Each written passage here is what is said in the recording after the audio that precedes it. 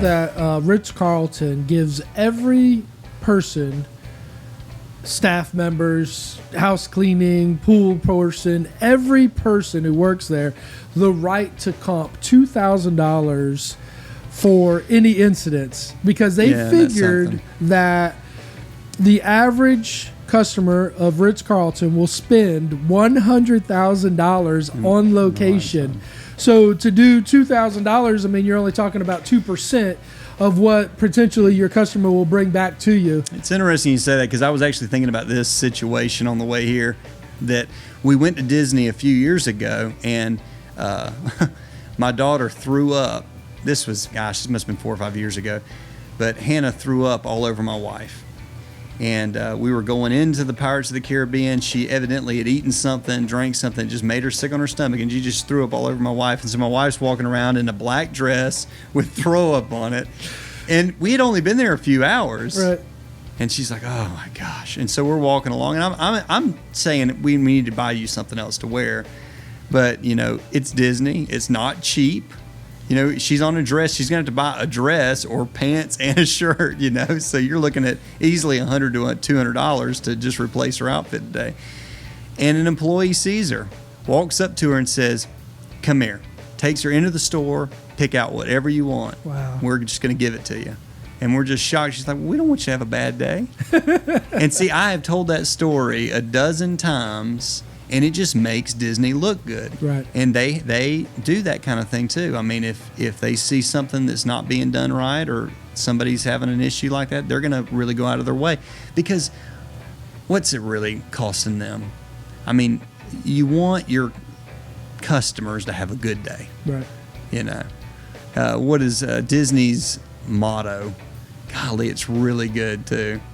It's something like, oh man, I need to look that up. Well, the Ritz-Carlton is ladies and gentlemen serving ladies and gentlemen, which I think is a fantastic. I mean, you know, they're gosh, the guys who do the cars, the valet parking and stuff. I mean, they're making $100,000 a year, and you know, I think that's the caliber. I mean, where everybody's making money. You know, it's not just the rich who are, you know, being there, but you know, everybody serving each other is making money.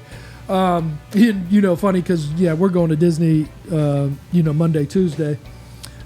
I mean, literally tens of thousands of dollars we spent there, you know, in the last 5 years. Mm-hmm.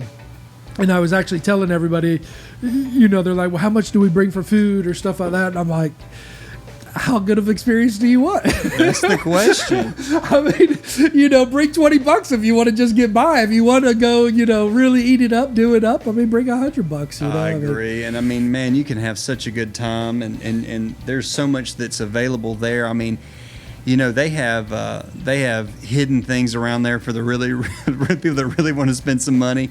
They even have things that employees will like be your personal valet and just take you around and get you on the rides quicker and tell you everything about the park and kind of guide you through. So they've got every level you can imagine. Jason said he's from Hawaii. He came over. He says he's only going to be at Disney for one day. He paid, I think, like $3,000 for that personal valet. Yeah. And he says, man, we did every ride. He says, we did everything. Yeah. It was $3,000, but, you know, for him, it was perfect, you know, but he's also, you know, company of the year over there in Hawaii. He's doing, you know, $10 million in flooring and stuff like that. And so, and he's starting a whole nother division of his company as far as restoration and marble and polishing and brass and stuff like that, you know, in hotels and, you know, try to keep that division up. So, people are they're seeing the increase out there, and it's there. I mean, especially in the service industry, especially in real estate,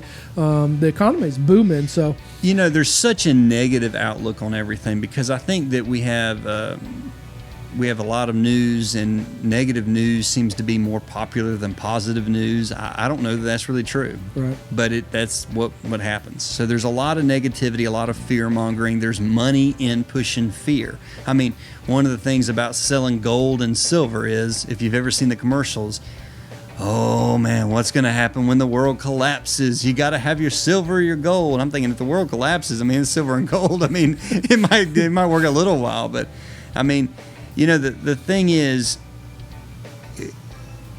there's more people on the earth today than ever. That means there's more customers on the earth today than ever. And there's more money out there than ever. I mean, we see the markets go up and down, and value in stocks go up and down, but it doesn't become real money until you cash out of it. Right. And so where does the money go when, quote unquote, a recession hits or when these things happen? It really is still out there. It's just staying in the hands of people because they're afraid to let go of it.